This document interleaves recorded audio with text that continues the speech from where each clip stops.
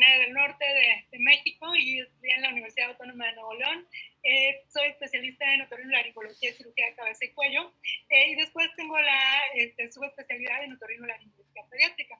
Después de eso me hice la alta especialidad en medicina integral del sueño, y a partir de ahí me empecé a encontrar con muchas áreas que lo van a ver en el transcurso de esta plática, pues van concatenadas. Entonces me formé en lactancia materna y tengo una formación adicional como Child Sleep Consultant o asesora de sueño por el Family Sleeping Institute, donde también soy parte del faculty o el cuerpo de profesores. Precisamente me enfoco en el área de lactancia y apnea del sueño. También estoy cursando ahorita 2 certificaciones, una en neurociencias del sueño infantil y la otra como también asesora de sueño, pero en otro enfoque llamado Baby Led Sleep. Me encuentro ahorita en Ciudad de México y aquí es donde tengo mi práctica privada.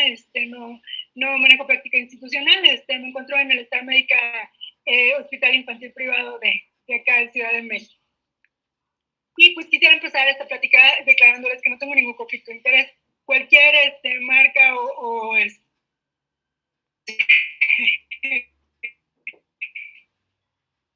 relación comercial que se menciona es y bueno, pues iniciamos hablando sobre el sueño.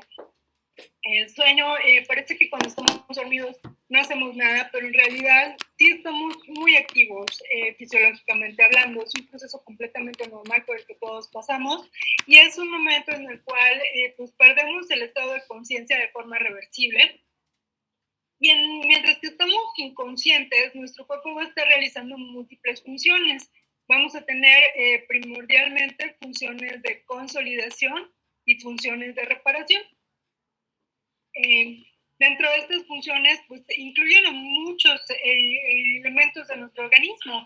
Influyen en el desarrollo cerebral, en la atención, en la memoria, la eficiencia y la plasticidad neuronal. Influyen también en las señales de apetito, de alimentación, el peso, y también nos ayudan a controlar nuestra conducta social, las conductas de riesgo, búsqueda de placer.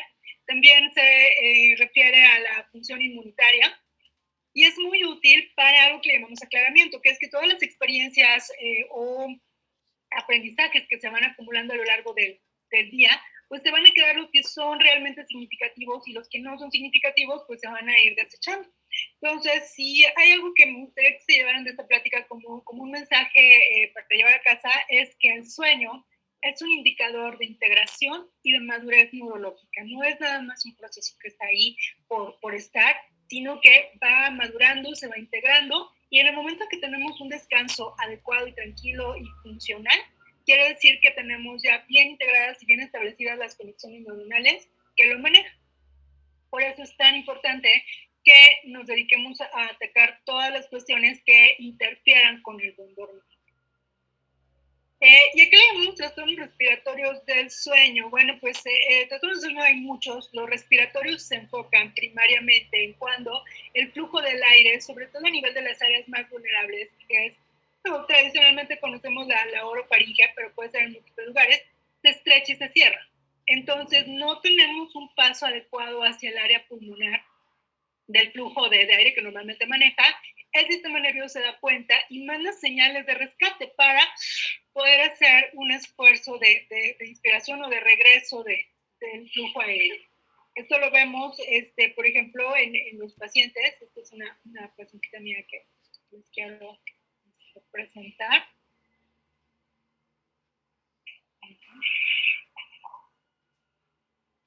Vean cómo el esfuerzo respiratorio que está haciendo, vean cómo su tórax y su abdomen pues se ven bastante forzados, está haciendo como mucha intensidad de movimientos, y esto definitivamente es incompatible con que su cuerpo esté descansando, consolidándose y reparándose. Entonces, los trastornos respiratorios del sueño en realidad no es uno solo. Estamos muy acostumbrados a hablar de apnea del sueño como si eso englobara todos los tipos de trastornos. En realidad son múltiples y tenemos desde aquellos que van solamente el ronquido primario, es decir, ronquido, el ruido, sin tener absolutamente ningún evento respiratorio, como disminución del flujo de aire o pausas, como son las apneas. Tenemos también el síndrome de resistencia aumentada de la vía respiratoria superior, en el cual, bueno, pues solamente, digamos, se cierra un poco, pero no llega a generar disminución del flujo de aire, pero sí está siendo más pesado para el cuerpo el ingresar el aire. Tenemos el síndrome como tal. Síndrome, recuerden que es un conjunto de signos y síntomas que ocurren al mismo tiempo, de apnea hipopnea obstructiva del sueño, y más que llamarle apnea del sueño, le llamamos apnea hipopnea, porque apneas son las pausas respiratorias por completo, pero hipopneas es un evento donde sí sigue respirando, pero menos de la mitad o menos de lo que debería de meter de aire. Entonces también es significativo, por eso le llamamos síndrome de apnea hipopnea obstructiva del sueño. Y el grado más severo, que es la hipoventilación obstructiva, que es que además de que tenemos un problema para meter el aire en el área pulmonar, la función de oxigenación y descarga de CO2, de dióxido de carbono, ya no se va a estar tampoco haciendo de forma funcional. Entonces, en un trastorno respiratorio del sueño, que es sí es la categoría global, nosotros vamos a tener la presencia de síntomas como ronquido, con o sin resistencia a la vía respiratoria superior o colapso de alguna zona de la faringe. Esto, la literatura nos dice que le pasa al 10 al 12% de la población. En nuestro México es una proporción mucho mayor. Se habla de que hasta un 30% de la población lo podría tener, porque está muy asociado también a los riesgos por obesidad y trastornos de la alimentación. Entonces, pues vamos a tener que, sí es bien importante que nosotros estemos al tanto de lo que está ocurriendo con la apnea hipopnea obstructiva del sueño, porque es un problema de salud pública. Justo el año pasado ya fue declarado como una epidemia global, un problema de salud pública mundial, y realmente a nivel de consultorio, pues nosotros que somos el primer contacto del paciente que respira por la boca, el paciente que ronca, pues ni siquiera nos imaginamos qué tiene que ver o dónde encajo yo en esta función global, ¿no? Pero realmente ya nos alcanzó la falta de tratamiento de este tipo de problemas, la falta de detección temprana, y pues ya nos alcanzó también que no sabemos mucho qué hacer al momento que ya lo tenemos en el consultorio.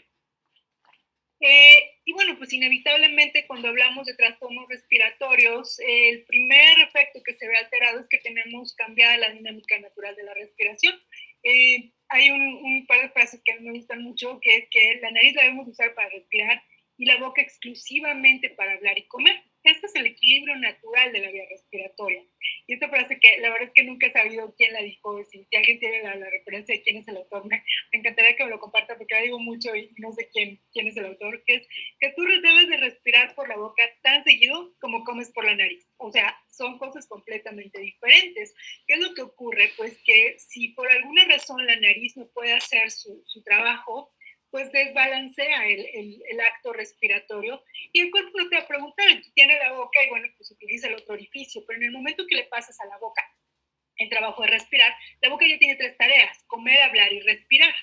Pero por supervivencia respiraba primero, entonces me manda a la banca todas las demás funciones, que son comer y hablar, y eso incluye el desarrollo esquelético y la forma en que van a ir creciendo e integrándose la dentadura, el paladar, la lengua, la boca, el control de la saliva, secreciones. Entonces, bueno, pues esto es algo que no duele, que no da fiebre, que no parece ser algo grave, que requiera una atención de urgencias, pero en realidad sí es algo muy severo que conforme pasan los días y pasa el tiempo, vamos estableciendo un patrón anormal de la respiración. Pues el niño que tiene trastorno respiratorio del sueño también lo tiene durante el día, no es exclusivamente que solo en la noche está alterado, también durante el día tenemos una dinámica respiratoria normal.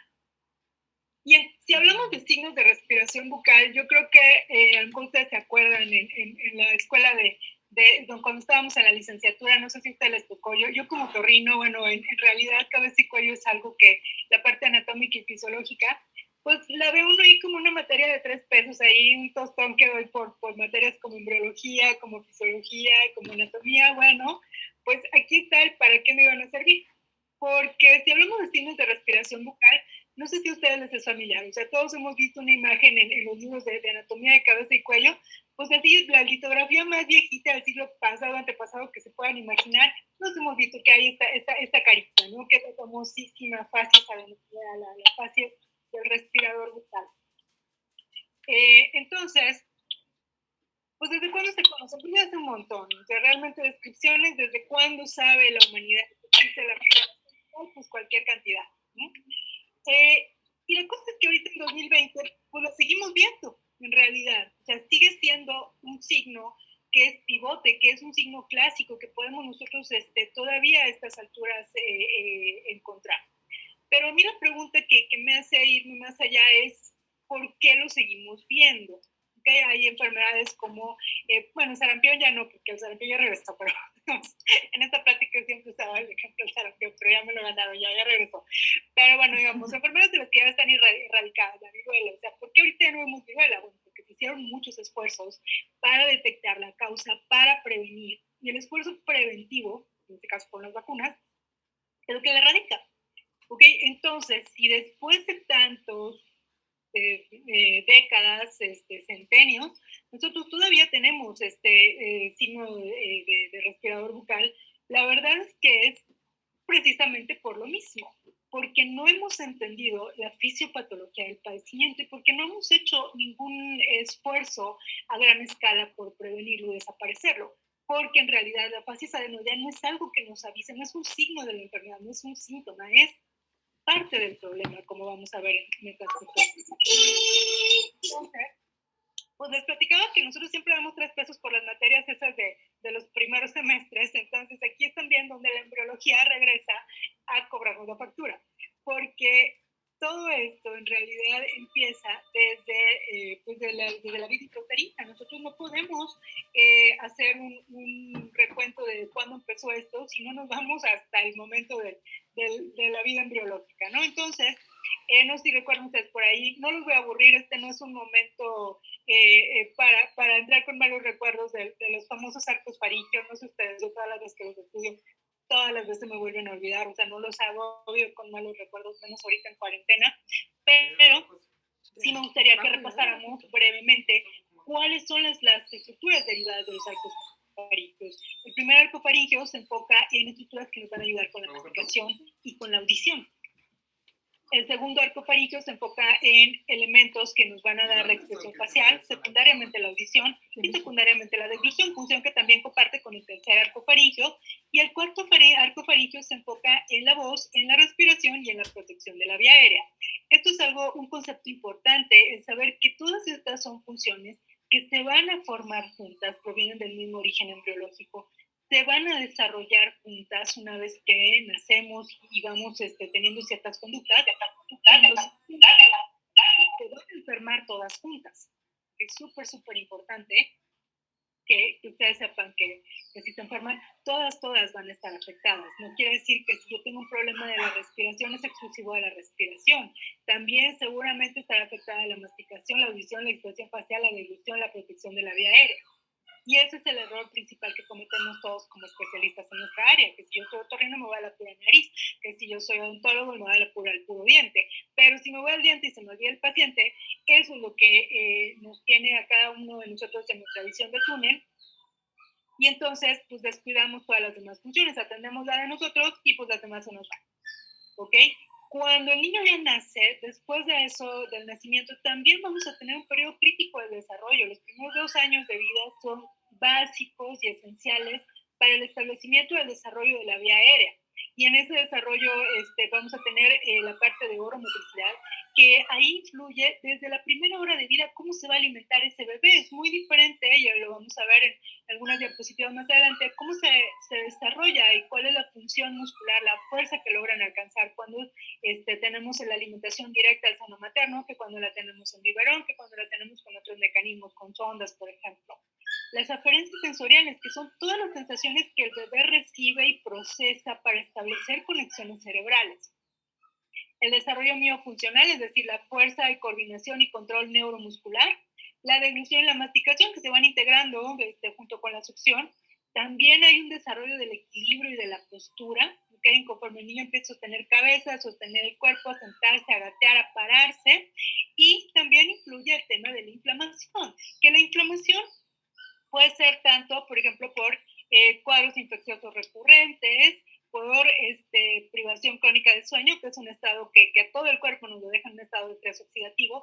También tiene que ver la calidad de la alimentación. Un niño que se alimenta con elementos que van a favorecer una microbiota saludable, va a tener un control de inflamación sistémica mucho mejor al niño que está alimentándose con fórmulas procesadas, con alimentos procesados, con comida chatarra. Bueno, esa microbiota proinflamatoria también va a tener el cuerpo en un estado de estrés oxidativo importante. Entonces, todo esto que tiene que ver con la vía aérea, pues que de la inflamación sistémica o local, pues también depende del tamaño que tenemos disponible para respirar o para tener que compensar por la boca. Entonces vemos que la vía respiratoria generalmente, y hablo por nosotros los otorrinos, vemos como una tubería, como si nosotros fuéramos plomeros nomás de aquí a aquí.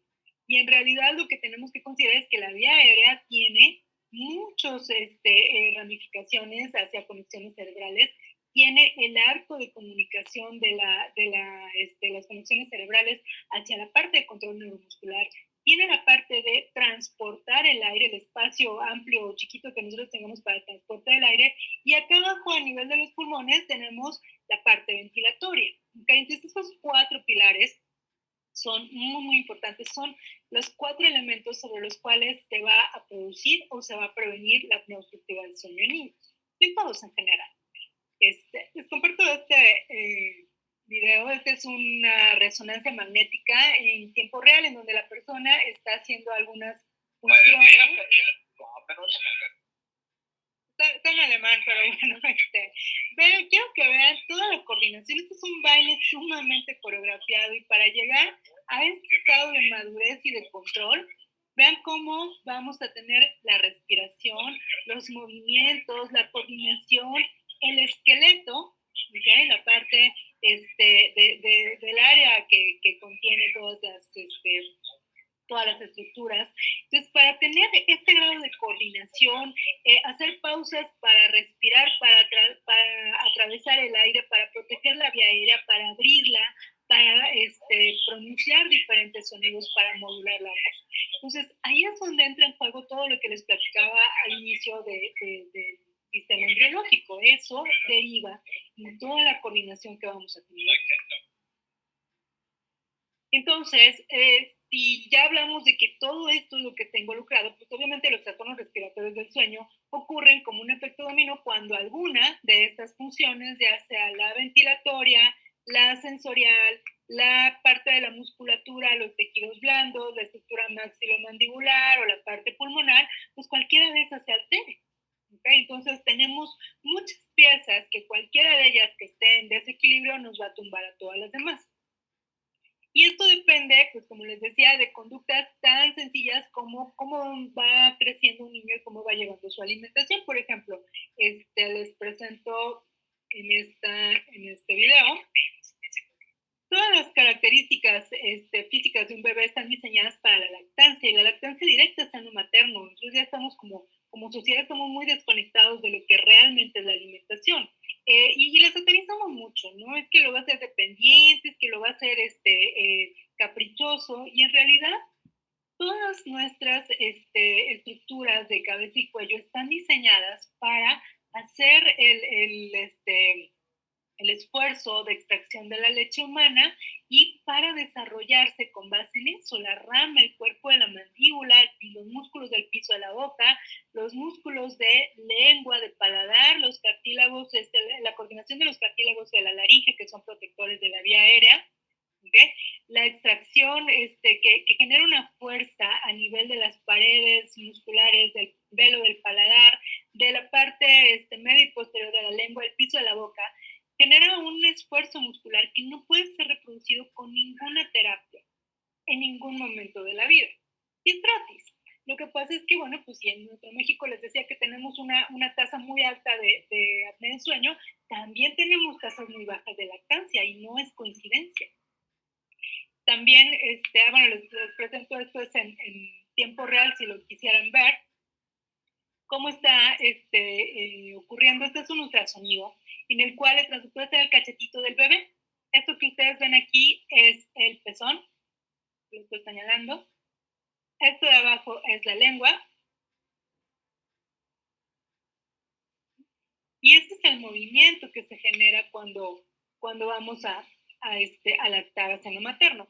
Y eso ya está también muy bien documentado. Existen estudios en donde se compara la fuerza muscular que un bebé puede realizar directamente a seno materno cuando lacta en biberón o cuando lacta en algún otro método, como por ejemplo vasito cuchara.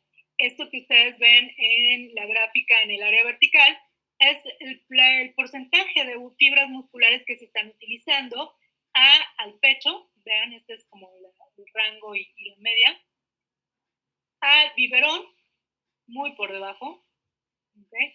Y en vasito, el cual incluso, o sea, aunque es un rango mucho más amplio, puede llegar a coincidir con rangos tan altos como nos los da el seno materno. Entonces, no necesariamente quiere decir que si un niño ya de entrada tiene una condición, por ejemplo, hipotonía, síndrome de Down, niños con problemas neurológicos, ya está determinado que no va a lactar. Clave para el hendido, que también tienen condiciones hipotónicas, siempre podemos ofrecer estrategias de aplicación de fuerza neuromuscular para la lactancia seno materna. Les comparto por acá otra. Entonces, uno de mis mensajes también que me gustaría que se llevaran a casa es que la lactancia materna, y no nada más debe ser tomada como una herramienta terapéutica. Lo que pasa es que como no la entendemos mucho, no la sabemos utilizar. Pero ya desde que un niño nace y todos los días que está en su casa mientras que está creciendo, muchísimo antes de que a nosotros nos llegue al consultorio, pues ya tenemos una fuerza de entrenamiento y desarrollo esquelético que no puede ser subestimada.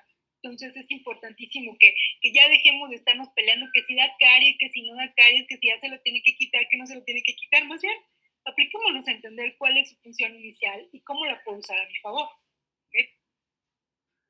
Y si aún así continuamos con el desarrollo de las funciones estomatognáticas, también vamos a pasar a una siguiente etapa que es cuando se inician los sólidos, que es cuando empiezan a cambiar las funciones de succión únicamente por tener masticación, por tener movimientos circulares o rítmicos del bolo dentro de la boca y por poder tragarlo protegiendo la vía aérea, o sea, poderse evitar que el niño se esté aspirando.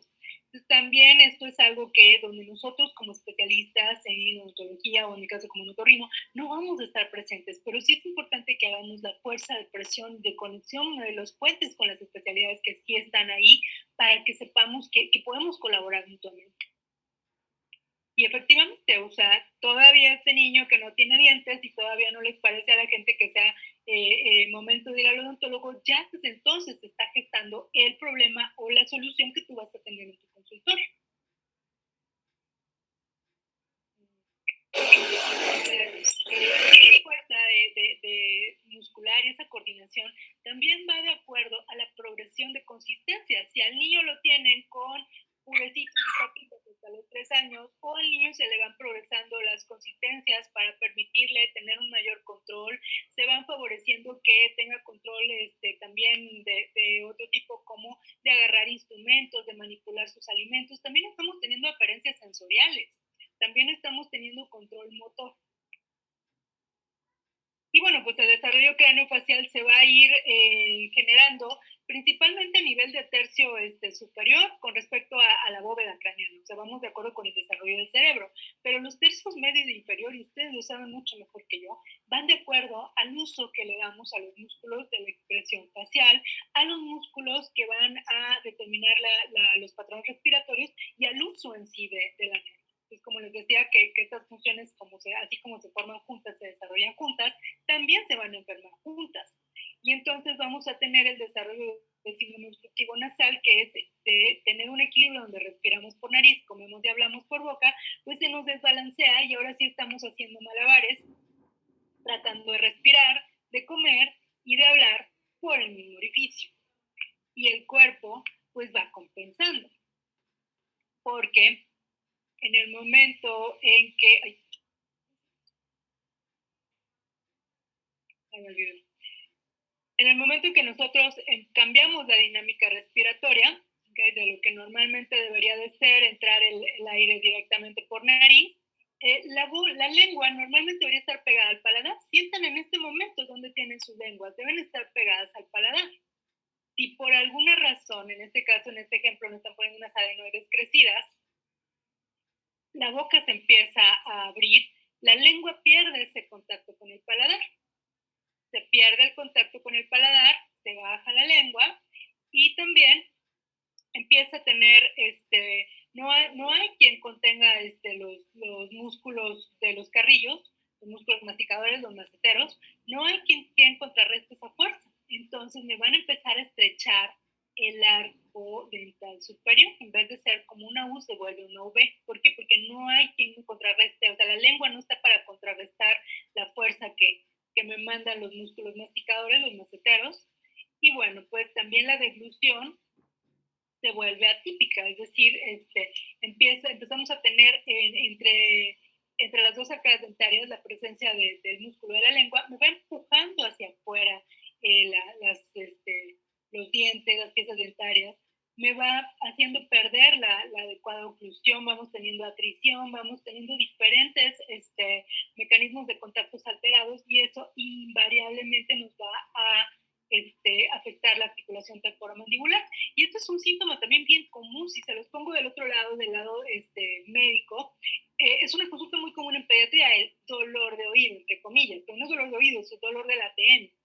Pero bueno, pues no le encuentran nada el médico al oído, pero pues como le duele y como no sabe que hay otras causas, pues le da un antibiótico, el cual me barre la flora intestinal, me deja una microbiota más proinflamatoria y bueno, pues se va haciendo el ciclo vicioso.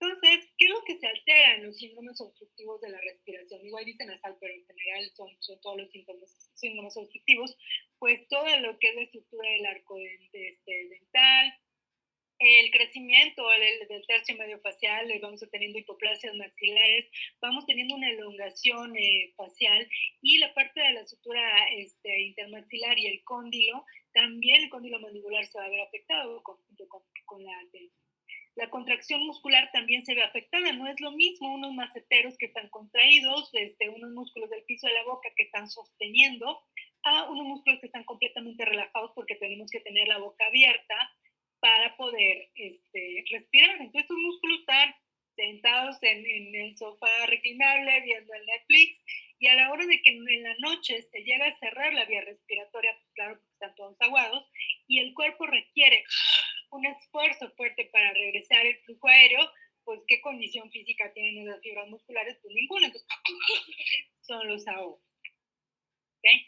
Y ustedes también saben mucho mejor que yo que hay áreas muy sensibles a nivel de tercio medio facial durante su desarrollo. Entonces, esas son las áreas que se van a afectar. No me voy a meter a venderle jalapeños a verdes, entonces creo que ustedes entienden mucho mejor que yo de qué se tratan estas fases clásicas, o sea, las alteraciones que tenemos tanto en los planos mandibulares, del tercio medio facial, la posición de la lengua y las relaciones cefalométricas que tienen van a ser muy, muy diferentes en el paciente que tiene obstrucción nasal y en el paciente que no la tiene. Entonces se van a ver estos datos característicos que, bueno, si lo vemos solamente desde el punto de vista de yo en mi especialidad, pues lo más común y lo que me toca recibir en mi consulta es que van a la parte estética, vamos a restaurar la ortodoncia, pero pues no hablamos de cómo restauramos el espacio que normalmente debería haber tenido, no nada más la cavidad oral, sino también la vía aérea. Entonces, el mensaje siempre es que la posición óptima en la cual tengamos, o sea, no más la boca cerrada, sino la lengua en contacto con el paladar, es muy importante. Son dos conceptos, de tener la boca cerrada para poder respirar exclusivamente por nariz y tener también el contacto lengua con paladar. Yo se los digo a mis pacientes como que debemos de tener el contacto labio con labio y lengua con paladar, porque nosotros podemos tener labio con labio, pero por ejemplo en pacientes con frenillos cortos, frenillos linguales cortos, no vamos a tener lengua con paladar. Necesito ambos para que se generen las conexiones cerebrales necesarias para mantener abierta la vía respiratoria en el momento de más reto, que es el sueño. Y ustedes ven esto, como lo veíamos en el esquemita, pero este es una radiografía de un paciente que, si acá tenemos su canal respiratorio, esta es la nasofaringe, esto que ustedes ven donde estoy señalando con mi puntero es el tejido adenoideo. De piso a techo me está robando un espacio importante. me deja solamente esto negrito que es el puro espacio que tengo para respirar. Entonces el niño abre la boca y él ya creó una vía respiratoria nueva aquí abajo. Esta la empieza a ignorar, la vía respiratoria nasal. Entonces, en el momento en que tenemos respiración bucal, empieza, pues ya la boca ya no se cierra, o sea, tanto la mordida como los labios se vuelven incompetentes, porque quedan permanentemente abiertos. Y en este momento tenemos una disfunción muscular, porque como les digo, no se están usando esos músculos, y la parte craneofacial empieza a cambiar. Vamos a tener hipoplasia del tercio miofascial, vamos a tener un colapso de la sutura intermaxilar, vamos a tener una retroposición mandibular por un acortamiento, o sea, bueno, no más que un acortamiento, por una falta de elongación de la rama de la mandíbula. También lo que no se usa se atrofia. Cuando no usamos la nariz, también la función quimiosensorial, o sea, el olfato y el gusto se van a atrofiar. Y en general hay una respuesta total del cuerpo. Y empieza un ciclo muy vicioso y muy feo, porque hablábamos de que el diente y que el paciente, pero también está el pariente, ¿ok? Y es que un niño que o come o respira, su nivel de consumo de alimentos pues va a bajar y se van a ser muy selectivos también para los alimentos, porque si no están comiendo y si no si no están oliendo y sintiendo el gusto, se vuelven muy chatarreros. El cerebro nos pide sensaciones muy aumentadas, sal añadida, azúcar añadida, y eso sí se lo comen con ganas, pero las verduras, la comida más saludable que saben menos, pues no la van a querer.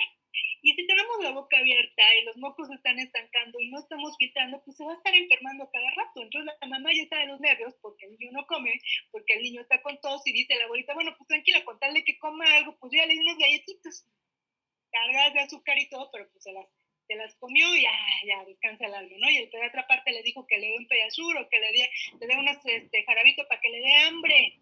¿Sí? Y no es por ahí. El problema empieza con la respiración. Entonces empieza un ciclo vicioso muy, muy feo. Tenemos la obstrucción nasal, no podemos manejar bien nuestras secreciones, empieza a haber contactos recurrentes, la polifarmacia, el niño mocoso es un niño multimedicado, muchas veces en el año, empieza a haber la disfunción motriz, esto que les platico que los músculos se aguadan, empieza a haber, obviamente, si no hay esa fuerza muscular, tampoco vamos a tener tolerancia por muchos esfuerzos de masticación. También la selectividad sobre la textura. Cosas que se tengan que mantener mucho tiempo en la boca, que se tengan que masticar mucho, pues no las va a lograr. Va a ser muy selectivo con los alimentos, tanto por sabores como por texturas, por la disminución del gusto y del olfato. La ansiedad parental, o sea, se nos va por los cielos. Empieza a ver ya, francamente, la disfunción maxilomandibular, la maloclusión, el colapso del paladar, empieza a ver la hipoplasia tercio-mediofacial, la retroposición mandibular. Hay caries, ¿por qué? Pues porque se altera el pH de la saliva, no hay protección. Si el paciente aparte tiene un trastorno primario del esmalte, pues olvídenlo, y aunque no lo tuviera alguna vez, también aumenta su posibilidad de tener alto su índice de caries. Empieza a haber alteraciones en la muda, porque no caben, entonces pues son los dientes que se quedan retenidos, que salen apiñados. Empieza a haber su dolor de la articulación temporomandibular, alteraciones en el crecimiento facial, en la postura, o sea, ya buenas tardes. Y en eso, pues ya viene ahora sí como tal el síndrome de apnea hipopnea obstructiva del sueño. Viene malnutrición, tanto para arriba como para abajo, puede estar desnutrido, puede estar en sobrepeso o obesidad.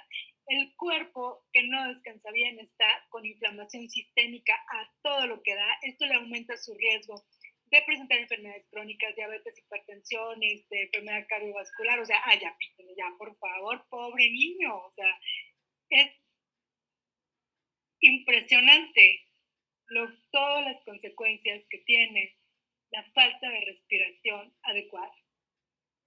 ¿Y quieres saber quién se da cuenta de esto? Nadie, porque cada quien está en su propia trinchera y la mamá está sufriendo y lo que más me dicen es, este niño es una estucha de monería, se me enferma de todos lados, doctora. No, no me enferma de uno, pero como efecto dominó, se está tumbando todas las demás funciones. Entonces, literal, el síndrome obstructivo de la respiración es algo que te afecta de pies y cabeza, o sea, cambia la postura porque obviamente al cambiar las dimensiones de la mandíbula, cambia el centro de gravedad de la cabeza y nosotros tenemos que compensarlo con diferentes posturas asimétricas, posturas encorvadas, ¿okay? Y le pasa desde los niños más chiquititos hasta los que así van creciendo. Y yo porque no me veo hasta los 17, pero esto le sigue hasta la vida adulta, ¿okay? las degluciones atípicas, que es donde estamos con la lengua extruyéndola. Ay, señores, que le tiene que hacer correctivo porque pues eso es maña, ¿no? Dígale que cierre la boca. Vean, por ejemplo, cómo tenemos en tomografía, ven la posición donde está la lengua y dónde está el paladar. No sorprende porque son paladares altos, porque no tienen la guía de los músculos de la lengua y del contrapeso de los maceteros para poderse desarrollar.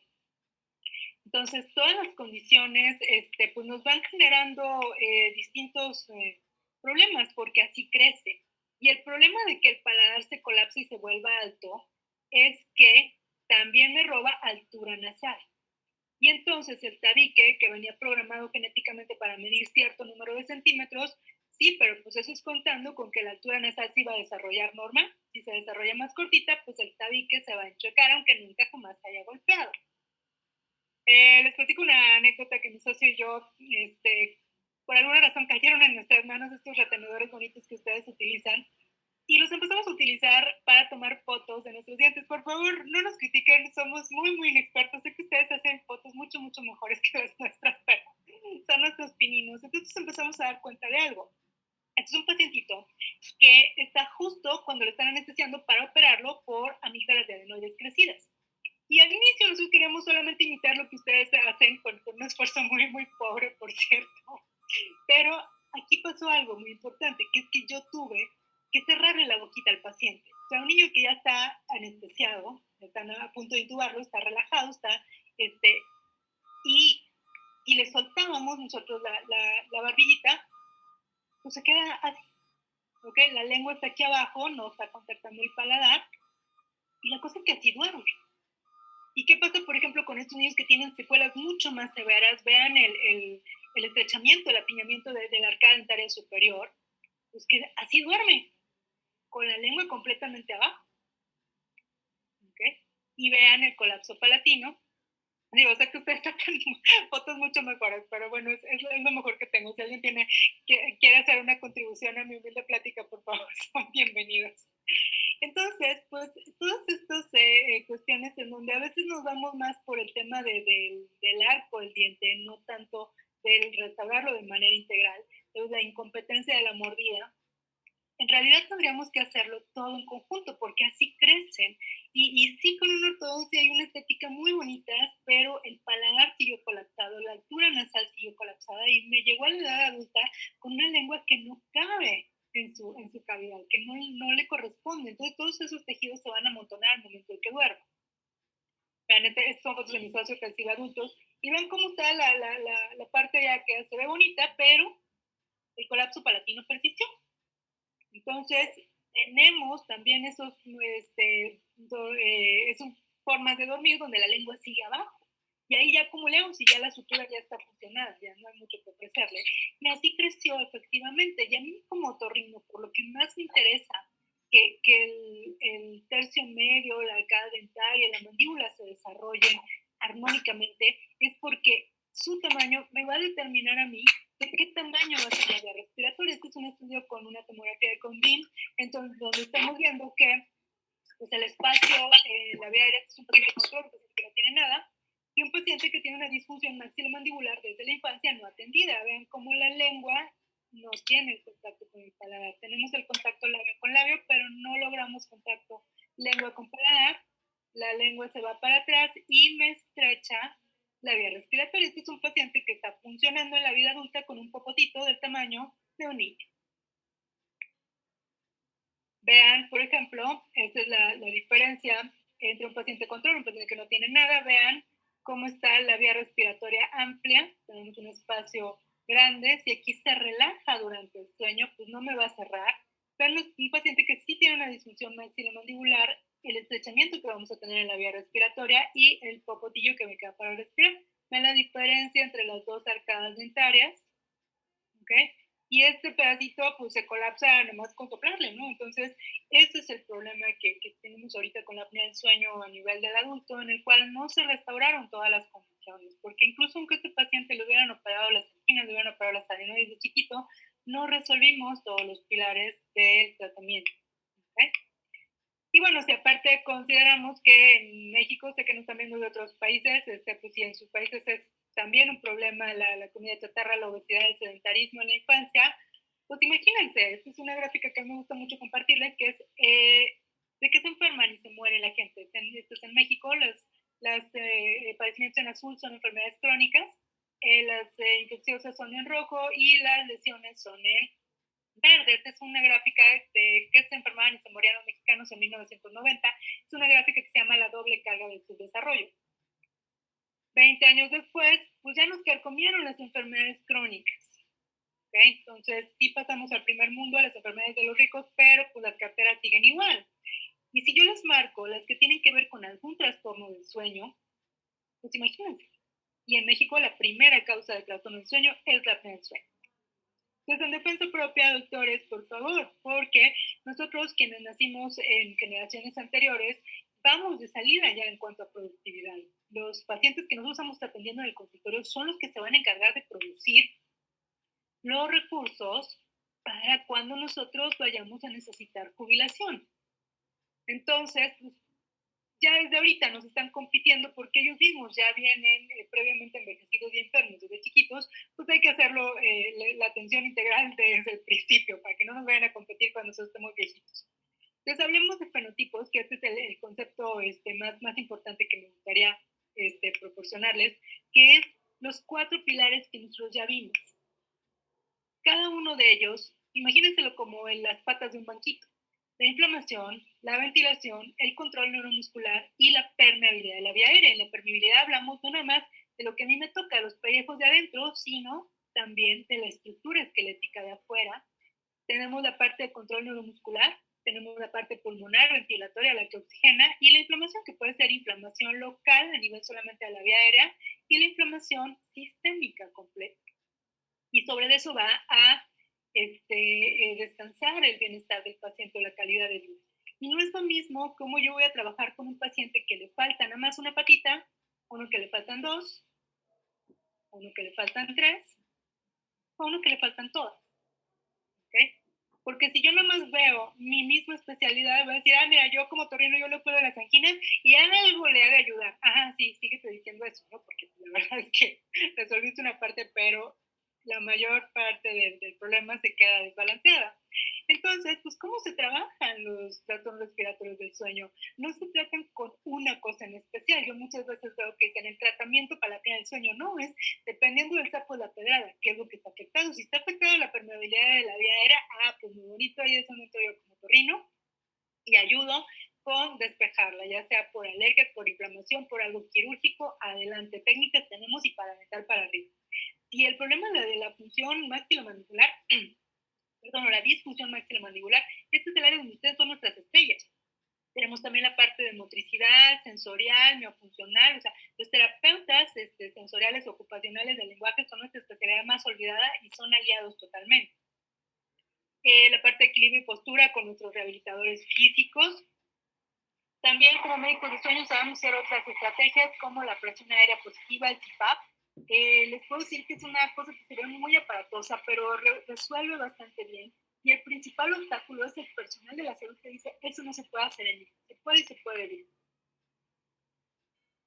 La parte de la disfunción palatina, que si bien luego entre especialidades nosotros nos peleamos por cosas que son a nivel del panorama global, son las menos importantes. A veces nos peleamos con qué equipo lo hace o qué equipo. Más bien, independientemente de marcas o de preferencias o de estudios, lo más importante es que tengamos funcionalidad, de ser suficientemente críticos en nuestros tratamientos para saber qué es lo que estamos logrando. ¿Logré solamente una cuestión de mi especialidad o logré hacer todo la restauración necesaria del sistema estomatognático?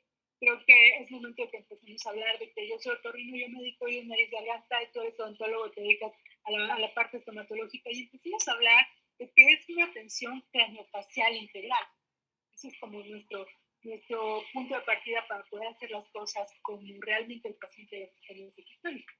Y a veces tenemos empiezan los tratamientos sin manejo de la vía aérea y pues bueno, seguimos teniendo los colapsos palatinos, aunque el diente sea muy bonito. ¿No? Seguimos teniendo las vías aéreas estrechas y pues los dientes son muy bonitos, los abonos ya llegaron todos completitos, pero el problema no está nada resuelto. la terapia miofuncional, que definitivamente tiene muchas variantes.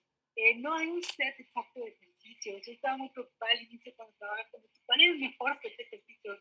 Pues ninguno, depende de la valoración y cuáles son los músculos que hay que trabajar en el paciente. Lo importante es tener a alguien capacitado en dar esta información motora y sensorial al paciente. Otra de las, y pues básicamente siempre es algo multimodal, o sea, cuando hablamos de tratamiento de la menstruación, no hay un tratamiento solamente, el manejo es multimodal dependiendo de lo que requiera cada paciente. La parte de neuromotricidad, existe, o sea, la figura desde la estimulación neuromotora desde la lactancia, o sea, hay personal que puede hacerlo incluso antes de que vaya a llegar contigo, pero sabiendo en personas de riesgo, por ejemplo, pacientes sindrómicos, pacientes con hipotonías de entrada, es algo importante.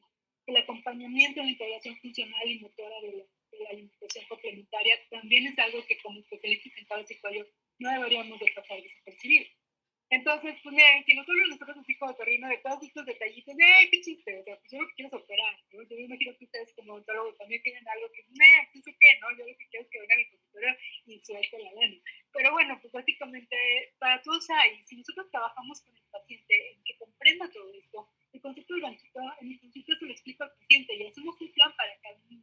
Y entonces ellos ya saben que sí, que va a venir a gastar conmigo, pero también tiene que invertirle aquí. No estamos compitiendo. Se trata de que el paciente se prepare para que en todos los aspectos, incluyendo el económico, vaya a tener que abordar al paciente. Entonces, pues lo primero muy bien va a ser es comprender qué es lo que vamos a tratar. Bueno, me remito a la imagen con la que inicié mi plática, y es que si nosotros nos enfocamos en la proceso adenoidea como algo que indica que es un signo, pues para nosotros los otorrinos nos encanta, porque pues, significa que vamos a vernos unos pesitos para ellos a operar, pero no vamos a restaurar el problema. Si la vemos como la enfermedad en sí, la proceso adenoidea es una enfermedad por sí sola. Nos habla de una combinación de disfunción maxilomandibular con incompetencia orofacial, incompetencia faríngea, y aparte una obstrucción de la vía aérea. Bueno, ahí empezamos a aparecer todos y cada uno de los que vamos a trabajar, los que vamos a resolver en conjunto. ¿Para qué? Para entregarle a la vida adulta lo que siempre debió de haber tenido. Me despido con este mensaje. Cuando nosotros trabajamos con cualquier trastorno respiratorio pediátrico, el objetivo final no es que yo le ponga mi aparato, que yo le arregle aquí, que yo le opere acá. El tratamiento final es trabajar con mis recursos y con quien tenga que hacerlo en equipo para mantener y restaurar la respiración nasal. Y en el paciente que no ha tenido una alteración todavía, promoverlo, ya que nunca se altera. Les agradezco mucho su atención, recibo todos sus comentarios, preguntas, ahorita los veré a través del chat, no los estaba viendo en el momento que estoy hablando, y si alguien tiene alguna cuestión especial que quiera que tratemos en conjunto, pues con gusto les espero sus mensajes por correo o me pueden enviar a través de mis redes sociales. Muchísimas gracias. Muchas gracias, doctora Iris, por tan excelente plática. Al área de preguntas. Sí, vamos a ver quién tiene una pregunta. Bueno, aquí me piden tus datos para mandarte pacientes.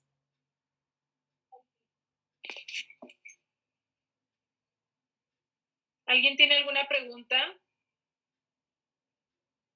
Muchas gracias. Mira, para pacientes en Ciudad de México y también tengo consulta en línea, pueden ingresar al enlace que viene ahí, www.otorrinodeninos.com. Tanto doctores como pacientes, ahí tienen directamente mi agenda y mis medios de contacto para reservar, tanto presenciales como en línea. Ok, doctora Iris, me pregunta aquí Eduardo, ¿hay algún método que recomienda para medir las vías aéreas superiores por medio de cefalometría? Esta pregunta me encanta. Es una excelente pregunta. Mira, hay muchos métodos. Hablando de cefalometría, híjole, pues yo creo que ustedes lo saben bien. Está como que mides este índice, que este de acá, que este tiene mejor valor predictivo. La verdad es que creo que no hay uno que predomine sobre otro. si tú ya conoces un método para estimar las medidas de las vías respiratorias o te ha funcionado anteriormente o ya tienes una casuística con ese método, es el que aconsejo continuar. No hay uno, o sea, sí hay artículos que te dicen de que, bueno, pues índices de, por ejemplo, los kilometonianos y demás, pero básicamente con que sea algo estandarizado y que lo hagas continuamente, que con ese mismo método que lo hiciste al principio lo evalúes después, es suficiente.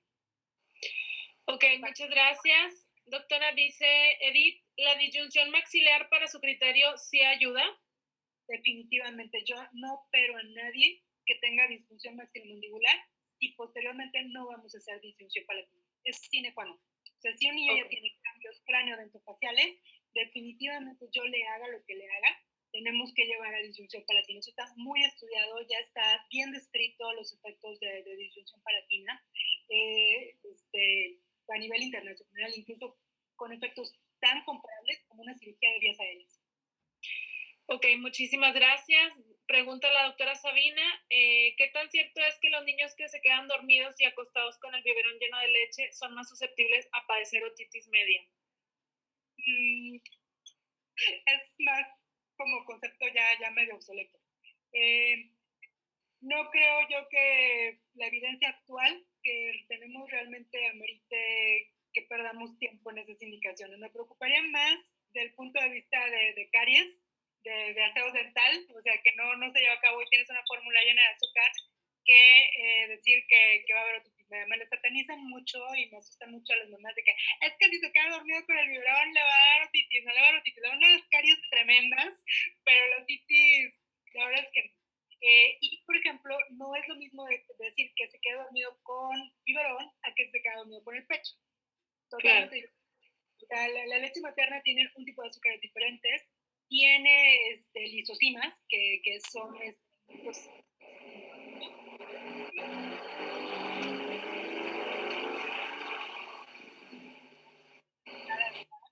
pero dicen con el pecho, que finalmente después ya no les lavan, tienen mucho riesgo de se queda con el biberón. ¿Okay? Y para otitis media, por mucho, con lactancia materna es un factor totalmente protector. Si se queda dormido o no con el pecho, el hecho de lactar el seno materno protege contra otitis medias, no como me lo satanizan mucho. Me dicen, es que si le da, le van a dar otitis, no le van a dar. Ok, muchas gracias. También hay otra pregunta aquí, dice, quisiera saber si es correcto decir que el patrón respiratorio es mixto con predominio nasal o con predominio bucal. Gramáticamente es correcto, okay, o sea, pero es una cuestión muy subjetiva. O sea, creo que este es un tema muy interesante porque yo lo veo cuando trabajo con odontología, que tenemos formas muy diferentes de estimar la función. O sea, si no es una manometría, una rinomanometría, un objetivo con el cual podamos medir exactamente la capacidad nasal, pues es que el espejito, que si el soplidito, es muy subjetivo. Entonces, sí es real que tú puedes encontrar en la exploración un patrón predominante mixto, predominantemente nasal, mixto, predominantemente bucal, pero para efectos de desarrollo fisiopatológico del trastorno respiratorio del sueño, es todo o nada. Si pierdes contacto labio con labio y lengua con paladar, es todo o nada. Si es bucal, aunque sea mixto, es bucal. No, funcionalmente no hay medias tintas. Muchas gracias. La doctora Mirna desde Argentina le manda saludos. La doctora Luz María, excelente plática. Felicidades. La doctora Lisette pregunta que hasta qué edad recomienda la lactancia materna. No es lo que yo recomiende, es lo que está bien escrito y bien establecido en literatura científica. La Organización Mundial de la Salud la recomienda de forma exclusiva, es decir, solamente leche, de los 0 a los 6 meses de edad. A partir de los 6 meses en combinación con alimentación complementaria como mínimo hasta el año de edad, idealmente hasta los 2 años, y a partir de los 2 años, biológicamente el destete natural puede ocurrir, nosotros como mamíferos, el destete natural puede ocurrir en cualquier momento entre los 2 y los 7 años. Entonces, de acuerdo a la literatura que está escrita, entre los 2 y después de los 2 años es hasta que mamá y bebé lo deciden. Nosotros como personal de salud no tenemos absolutamente nada que opinar de cuándo se suspende o se deja la lactancia materna, hasta que el binomio lo decida. Desafortunadamente, desafortunadamente muchos binomios no tienen la fortuna de encontrarse con personal actualizado. Y lo que tú digas en el consultorio, a lo mejor a ti te parece algo como que lo decimos al aire, pero puede impactar en suspender una lactancia, que pues tiene impacto económico, social, físico, tremendo. Entonces, hasta que recomiendo la lactancia, hasta que el binomio lo decía. ¿Okay? Gracias, doctora. Las recomendaciones de tiempo está increíble. Fíjate que el binomio. Gracias. Dice Melina, ¿qué pruebas de diagnóstico tendríamos que realizar para un diagnóstico de apnea? No lo realizarías tú. O sea, lo importante es que tú tengas un equipo de profesionales con el cual te puedas apoyar. Nosotros los otorrinos, no por ser otorrinos sabemos de apnea del sueño, ¿okay? La verdad es que la mayoría no. Yo te recomendaría mucho tener un contacto profesional de un otorrino, idealmente otorrino pediatra, pero tampoco porque otorrino pediatra que sabemos a la apnea, ¿eh? O sea, más bien en tu localidad identifica un otorrino que trabaje con problemas de sueño, que trabaje con niños, y el estándar de oro, o sea, el estudio ideal es la polisomografía. Es un estudio que requiere mucha preparación para poder indicar y saber cuál, pero además es un estudio costoso. Entonces, muchas veces, después que yo como médico de sueño, lo uso menos veces de lo que quisiera. Ni siquiera yo lo puedo indicar, ni siquiera en centros de primer mundo lo hacen así porque no está tan disponible y es muy costoso, pero sí tenemos como muchos cuestionarios, algoritmos de diagnóstico de evaluación para poder acercarnos al diagnóstico.